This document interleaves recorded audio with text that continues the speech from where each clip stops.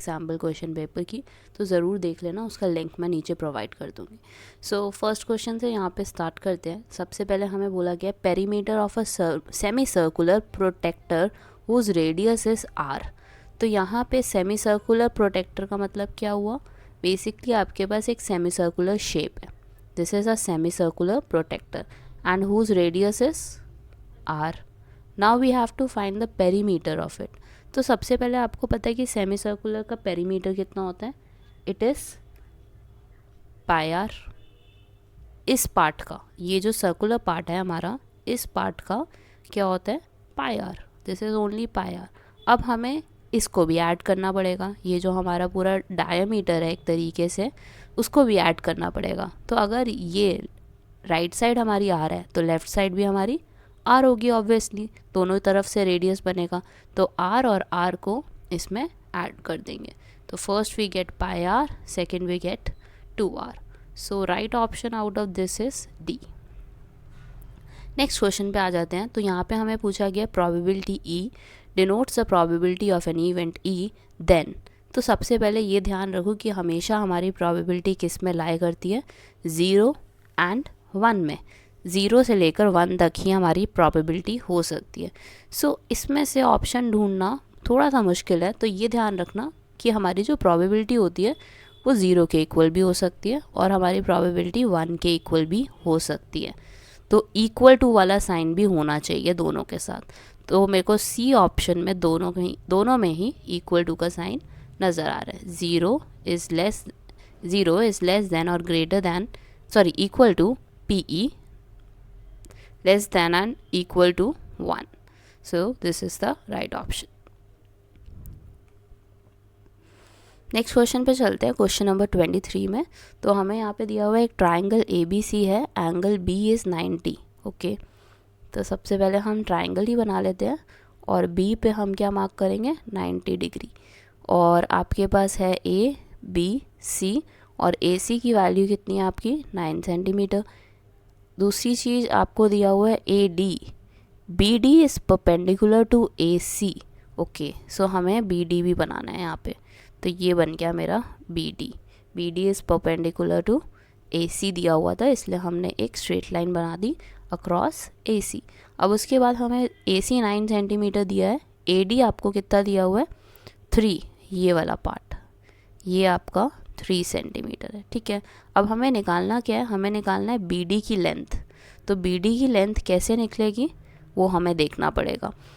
सबसे पहले ध्यान से देखो तो हमारे पास कौन सी शेप है, एक राइट एंगल ट्राइंगल है। राइट एंगल ट्राइंगल से हम कैसे निकाल सकते हैं ये हमें सोचना पड़ेगा, और इसमें ट्राइंगल वाला भी पार्ट यूज़ कर सकते हैं, सिमिलैरिटी वाला भी पार्ट यूज़ कर सकते हैं। देखो सबसे पहले ध्यान से देखो, एक तो हमारे पास हो गया C D upon B D we can take, और दूसरे ट्राइंगल में आप क्या ले सकते हो, you can take B D over A D. तो ये दोनों हमारे क्या हो जाएंगे, similar, proportional to each other. अब हमें निकालना क्या है, हमें निकालना है बी डी। तो बी डी को आप कैसे निकालोगे, यहाँ से B D into B D is B D square, और सी डी इंटू ए डी हो जाएगा। अब सी डी की वैल्यू कितनी है हमारे पास, C D is equal to 6। ये देखो, ये पूरा अगर 9 है और ए डी आपका 3 है, तो सी डी कितना हुआ, 6। ए डी कितना है, 3। 6 इंटू 3 कितना हो गया आपका, 18। So it is B D under root 18। अब आप क्या करोगे, फैक्टर्स ले लो 18 के। 18 2 से डिवाइड होगा, 9, 3 3 3 1। सो कितने हो गए आपके, 3 2 बार हो गए। So it is 3 square. So now you will be writing it as 3 बाहर आ जाएगा and under root in root. So it is 3 under root 2 which is option number B। देखो क्योंकि अंडर रूट 18 को हमने इसलिए सिंप्लीफाई किया क्योंकि यहाँ पे अंडर रूट 18 आंसर में था ही नहीं, तो you have to simplify it, तभी आपको आंसर मिलेगा। अब यहाँ पे देखो इन्होंने नेक्स्ट क्वेश्चन में हमसे क्या पूछा है, the pair of linear equation 3x + 5y = 3 and 6x + ky = 8 do not have a solution if, मतलब नो सोल्यूशन की कंडीशन है ये। इसका मतलब क्या होता है, नो सोल्यूशन की कंडीशन क्या होती है, a1/a2 is equal to B1/B2। A1 की वैल्यू कितनी है हमारी 3/6, A2 आपका 6 है, B1 कितना है आपका 5 है, ये रहा, और B2 कितना है आपका K है। C1 और C2 से कोई फ़र्क ही नहीं पड़ेगा हमें, क्योंकि यहाँ से ही हमें किसकी वैल्यू मिल जाएगी, K की वैल्यू मिल जाएगी। अब आप क्या करोगे, क्रॉस मल्टीप्लिकेशन यूज़ करोगे, K इधर गया तो 3K और 6 राइट साइड आएगा तो 30, और K की वैल्यू कितनी आ गई आपकी 30/3, which will give you 10। So option B is correct one. Next question पे आते हैं, क्वेश्चन नंबर 25 पे। तो यहाँ पे हमें दिया हुआ है the circumference of a circle increases from 2π to 4π, then it's area dash the original area. तो सबसे पहले आप ध्यान से देखो, तो यहाँ पे हमें सर्कमफ्रेंस दिया हुआ है, पहले बोला 2π है, फिर उसके बाद इन्होंने बोला है कि हमारा सर्कमफ्रेंस क्या हो गया, इंक्रीज़ हो गया बाय 4π। ठीक है, तो सबसे पहले देखो C1 ले लेते हैं, दूसरा हम C2 ले लेते हैं। मान लेते हैं कि पहले उसका 2πr था, अब उसका 2πr हो गया, मतलब रेडियस इंक्रीज़ कर दिया मैंने। ठीक है, C1 की वैल्यू कितनी है 2π, C2 की वैल्यू कितनी दी हुई है आपको 4π। अब हम इससे वैल्यू रिड्यूस करके देखते हैं कि क्या रिलेशन आता है हमारा। तो देखो पाई से पाई कैंसिल, पाई से पाई कैंसिल, 2 से 2 कैंसिल, 2 और 4 कैंसिल, 1/2 हो जाएगा। सो अब देखो स्मॉल आर और बिग आर में क्या रिलेशन आया, small R over big R is equal to half. अब हमें क्या रिलेशन निकालना है, हमें रिलेशन निकालना है कि हमारी एरिया में क्या चेंज आएगा। तो एरिया 1 और एरिया 2 ले लेते हैं। यहाँ पे भी एरिया 1 कितना हो जाएगा आपका πr², स्मॉल लेना, और एरिया 2 में क्या आएगा πr²। तो पाई से पाई कैंसिल, आपके पास क्या बचा r, बिग आर, और दोनों को मैं स्क्वायर डाल दूँगी क्योंकि दोनों के पास ही स्क्वायर है, कॉमन लेके कर दो। क्यों किया, क्योंकि देखो r/r की वैल्यू है ना आपके पास हाफ, तो इसमें प्लेस कर दो, हाफ का स्क्वायर, हाफ का स्क्वायर कितना हो गया 1/4। तो 4 टाइम्स चेंज आएगा, 4 times the original area. So yes, this is how you have to answer these types of question. तो ऐसा मत सोचना कि सिंपल से क्वेश्चंस आएंगे और बस टिक करना होगा। तो ये भी हो सकता है कि थोड़े बड़े बड़े क्वेश्चंस आएँ आपको और उसको सॉल्व करना पड़े। तो ऐसा मत सोचना अपने दिमाग में कि डायरेक्ट क्वेश्चंस होंगे और बस हमें मार्क करना होगा। नेक्स्ट देखते हैं क्वेश्चन नंबर 26। साइन थीटा दिया हुआ है आपको a/b, आपको निकालनी है वैल्यू टैन थीटा की। तो टैन थीटा की वैल्यू कैसे निकलेगी ये हमें सोचना पड़ेगा। सबसे पहले अगर ध्यान से देखो तो हमारे पास साइन थीटा है, तो हम एक ट्रायंगल बनाते हैं, थीटा मार्क करते हैं। साइन थीटा क्या होता है, some people have p over hypotenuse, perpendicular दिया हुआ है a, हाइपोटेनियस दिया हुआ है b। टैन थीटा क्या होता है, टैन थीटा होता है pb, मतलब परपेंडिकुलर ओवर बेस। तो मेरे को बेस चाहिए, बेस निकल आएगा, किस थ्योरम से निकलेगा, पाइथागोरस थ्योरम से। तो निकाल लेते हैं, hypotenuse square is equal to perpendicular square plus base square. Hypotenuse कितना है b², परपेंडिकुलर कितना है a², बेस कितना है नहीं पता। So b² is equal to b² minus a²। तो ये हो जाएगा आपका √b² माइनस a²। ये आ गया मेरा बेस। तो परपेंडिकुलर तो ऑलरेडी नोन है विच इज़ b, और बेस कितना आ गया हमारा b² minus a² which is option number B. So बहुत आसान था ये। हमें जब भी ऐसा कुछ दिया होती है कंडीशन, तो हम ट्रायंगल बनाते हैं और देखते हैं कि कौन सा वाला पार्ट हमारे पास गिवन है, परपेंडिकुलर है, हाइपोटेनियस है, बेस है, जो भी होता है वो हम फटाफट से मार्क कर देते हैं। और हम हाइपोटेनियस या परपेंडिकुलर या बेस अगर आप निकालना चाहते हो तो कौन सी थ्योरम यूज़ करते हैं, पाइथागोरस थ्योरम। ठीक है, नेक्स्ट क्वेश्चन देखते हैं। हमारे पास है क्वेश्चन नंबर 27 और उसमें पूछा गया है कि आपने निकालना है x प्लस वाई। देखो x की वैल्यू भी दी हुई है, y की वैल्यू भी दी हुई है, बट इसको सिंप्लीफाई कैसे करोगे वो ध्यान से देखना। So x plus Y is equal to 2 sine square theta plus 2 cos square theta plus 1। मेरे को सबसे अच्छी आइडेंटिटी यहाँ पे दिख रही है sine square theta plus cos square theta is equal to 1। तो सबसे पहले आप क्या करोगे, इसमें से 2 कॉमन ले लो, बचा क्या आपके पास, sine square theta plus cos square theta plus 1। अब देखो ये जो वैल्यू होती है हमारी वो किसके इक्वल होती है, 1 के। सो 2 इंटू 1 प्लस 1 इज़ 3। कितना आ गया आपका आंसर, 3, फर्स्ट ऑप्शन। ये तो सबसे सिंपल था। बस आपको ये ध्यान रखना है कि आप इसको सिंप्लीफाई कैसे करोगे। तीनों आइडेंटिटीज़ अच्छे से याद रखो, जो आपकी आइडेंटिटीज़ है ट्रिग्नोमेट्री चैप्टर में, उसको अच्छे से याद करना। नेक्स्ट देखते हैं।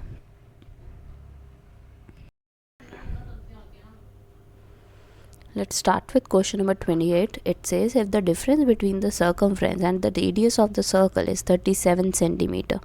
तो यहाँ पे हमें क्या इन्फॉर्मेशन दी हुई है कि डिफरेंस ले लो सर्कमफ्रेंस का और रेडियस का and you will gate 37 centimetre. तो बहुत सिंपल सा क्वेश्चन है और हमें निकालना है सर्कमफ्रेंस ऑफ द सर्कल। तो सबसे पहले आपको आर निकालना होगा यहाँ से। तो आर कैसे निकालोगे, सबसे पहले आर को कॉमन लो लेफ़्ट साइड से, आपके पास बचा 2 pi minus 1 is equal to 37। अब यहाँ पे ध्यान से देखना, आर की वैल्यू निकालनी है, तो 37 ओवर 2 पाई माइनस 1। अब यहाँ पे हम 22/7 की वैल्यू प्लेस करेंगे। सो this will B 37 over 2 into 22/7 minus 1। अब एलसीएम ले लो नीचे, you will gate 7 in LCM, और ये हो जाएगा आपका 44। और इस वाले नंबर को किससे मल्टीप्लाई करेंगे हम, 7 से। सो 37 बचा आपके पास ऊपर, 37 डिवाइडेड बाय 44 में से 7 गए तो 37 हुआ, और 7 नीचे, 37 से 37 कैंसिल, 7 ऊपर आ जाएगा। So you will get radius as 7। अब आपको निकालना क्या था, सर्कमफ्रेंस। सर्कमफ्रेंस क्या होती है, 2 पाई आर, 2 इंटू 22/7, और r की वैल्यू 7 है।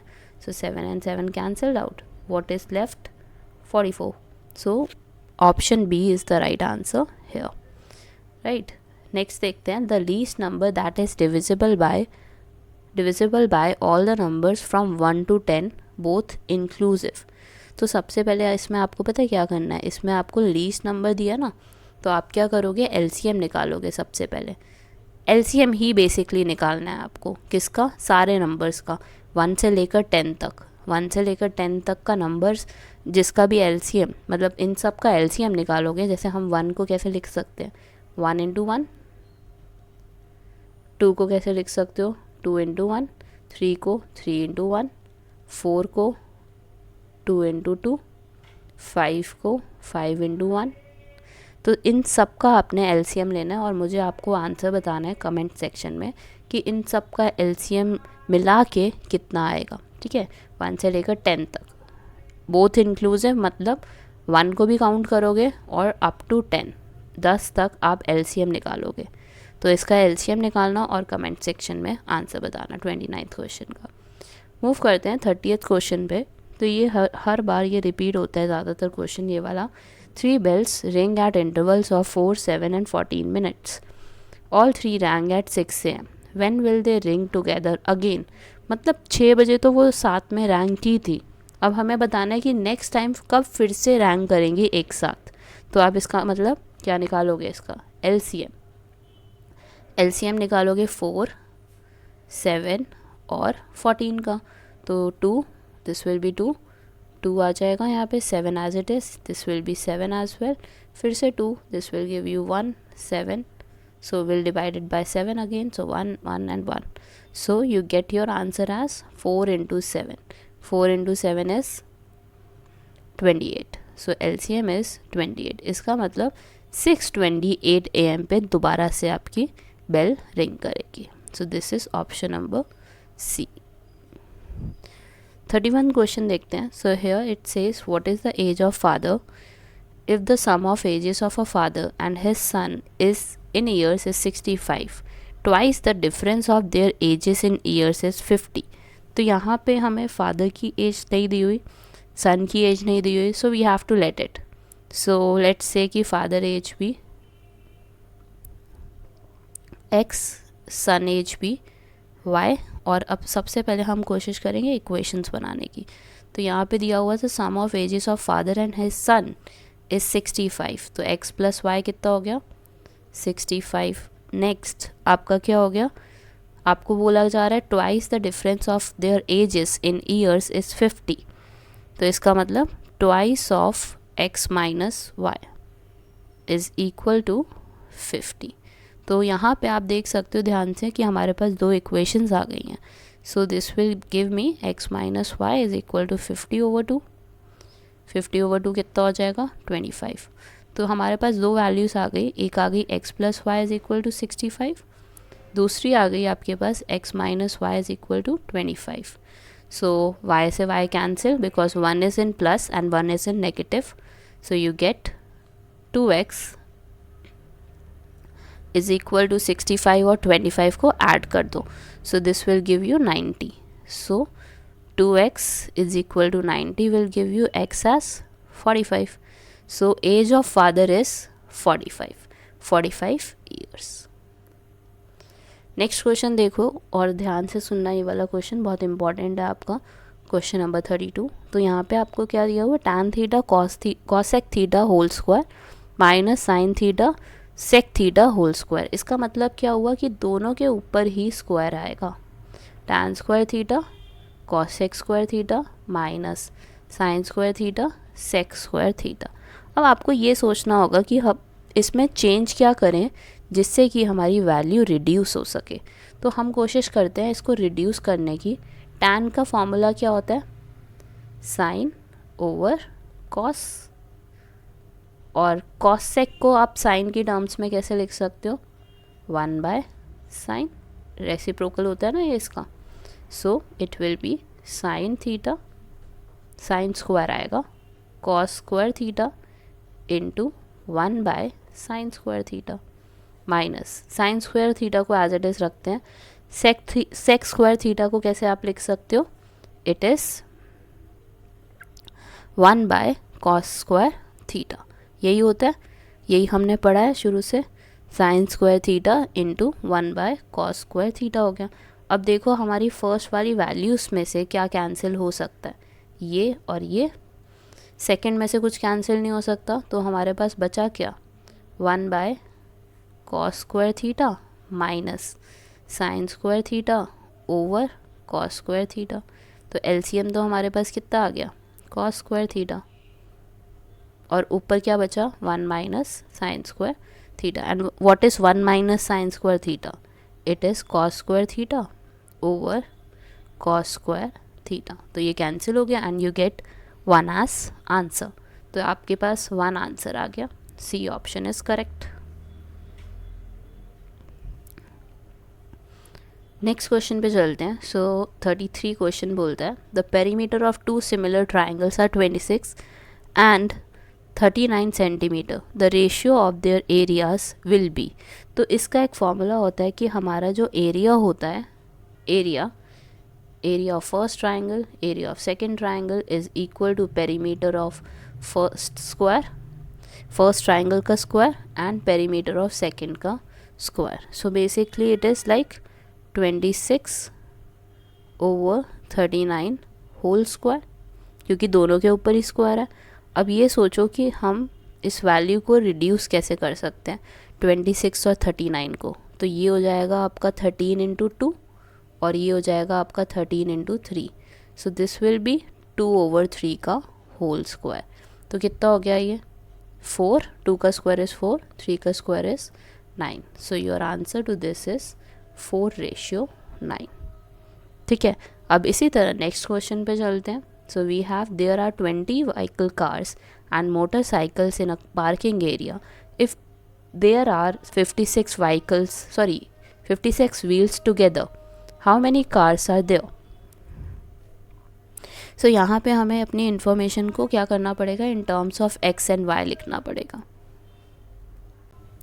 So सबसे पहले यहाँ पे देखो कि आपको क्या दिया हुआ है, कार्स दिया हुआ है एक तो कार्स को हम x ले लेते हैं, मोटरसाइकिल्स को हम y ले लेते हैं।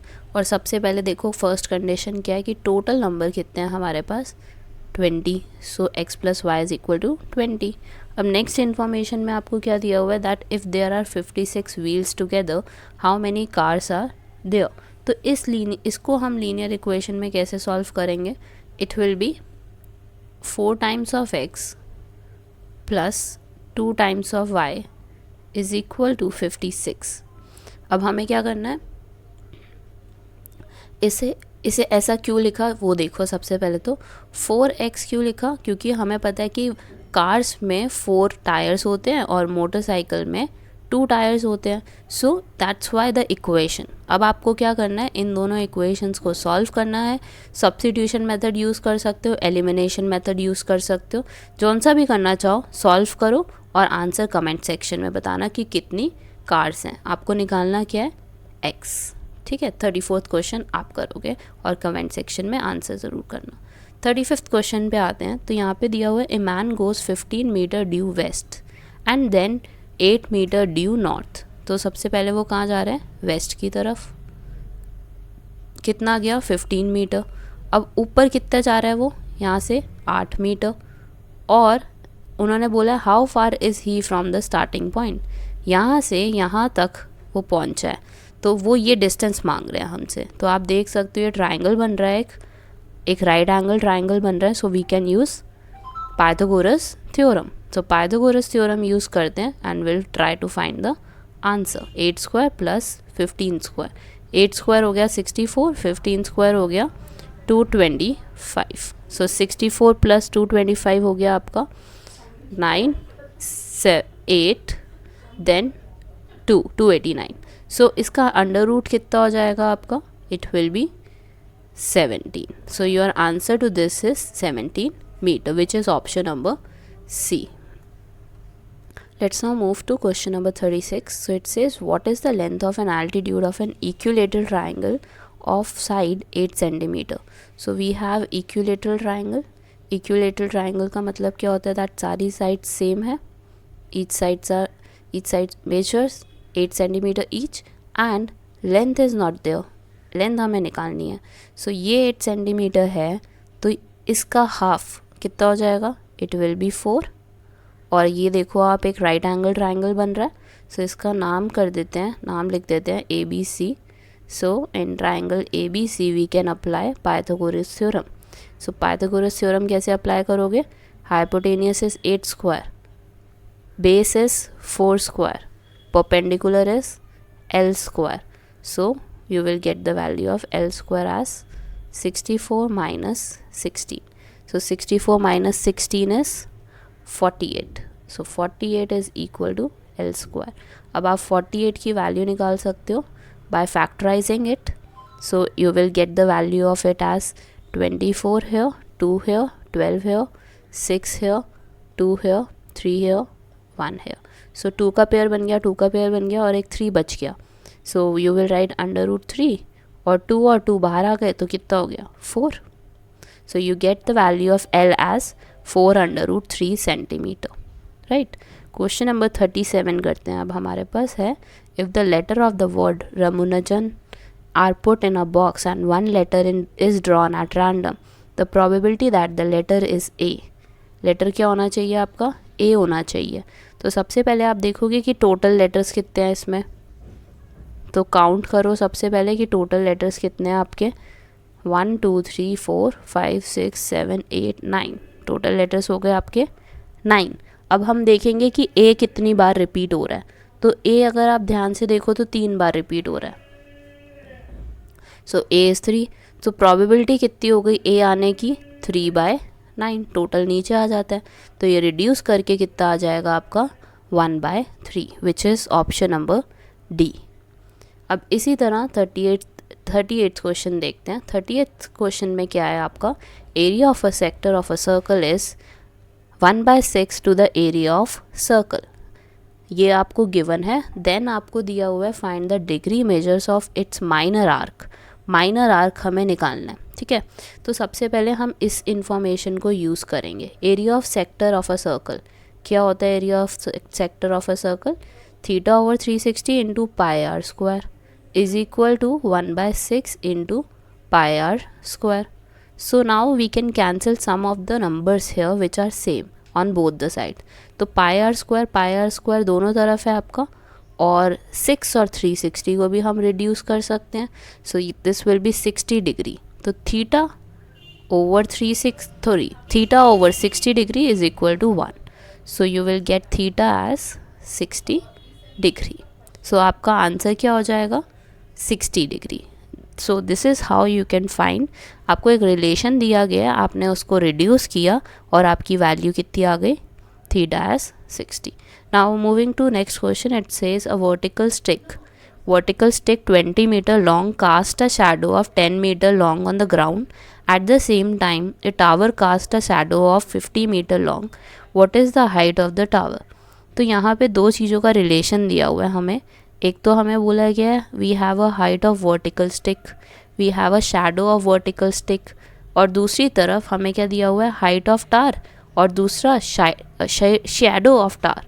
सो इन दोनों को आपने रिलेट करना है. सबसे पहले आप क्या लिखोगे, you will write height of vertical stick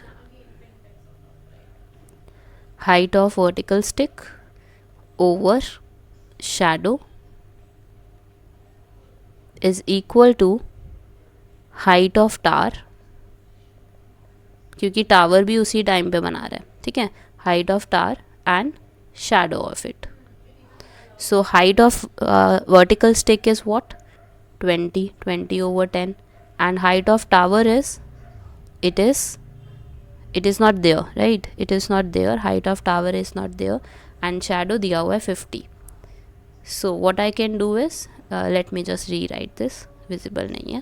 So this will give you 20 over 10 and on the other side you will get h over 50.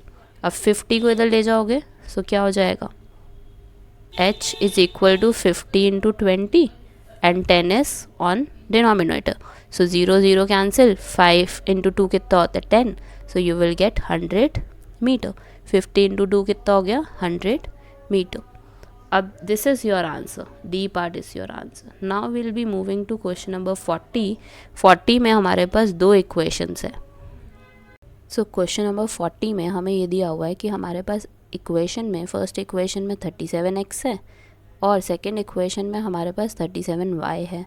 First equation में 43y है और फिर सेकंड इक्वेशन में 43x है. तो अब इसको सॉल्व करना है ताकि हम x और y की वैल्यू निकाल सके. तो x और y की वैल्यू कैसे निकलेगी वो हम देखेंगे.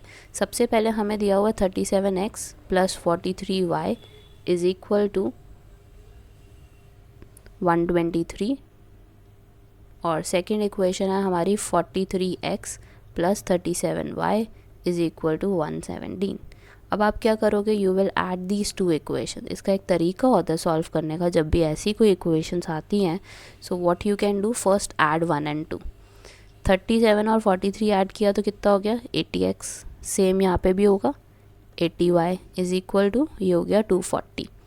अब देखो यहाँ से ध्यान से तो 80 कॉमन लिया जा सकता है और हमारे पास क्या बचा x प्लस वाई, और 80 को नीचे लेकर जाओगे डिवाइड में तो आपका 240 over 80 हो जाएगा विच विल गिव मी 3. तो फर्स्ट इक्वेशन ये आ गई हमारे पास. इसी तरह अब हम निकालेंगे सब्ट्रैक्ट करके, सब्ट्रैक्टिंग 2 from 1. ठीक है. अब सबसे पहले आप क्या करोगे, 2 from 1 करना है ना, तो आप सबसे पहले माइनस करोगे किसको 37x और माइनस 43x कर दो. तो ये कितना हो गया आपका 3 वहाँ से बचा, ये माइनस 6x और इसका हो जाएगा 6y, इसका हो जाएगा आपका 6. ठीक है. अब 6 कॉमन लोगे आप लेफ़्ट साइड से तो आपके पास बचेगा minus x plus Y is equal to 6 और 6 से 6 कैंसिल 1 बचा.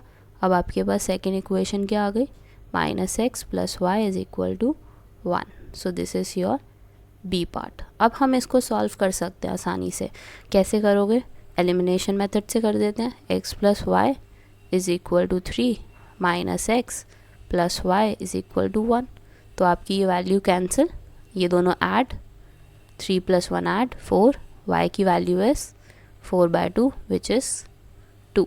अब इसी किसी भी एक इक्वेशन को ले लो और उसमें प्लेस कर देते हैं वैल्यू को.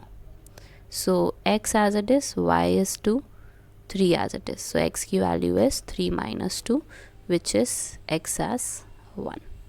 सो आपके पास ऑप्शन कौन सा आया ये देख लेते हैं। तो हमारा है x is equal to 1 and y is equal to 2 which is option number D. अब जो सेक्शन सी होगा वो आपका बनेगा नेक्स्ट वीडियो में, तो देखना मत भूलना नेक्स्ट वीडियो सेक्शन सी वाली, जिसमें आपके केस स्टडी बेस्ड क्वेश्चंस है। Thank you for watching, have a great day.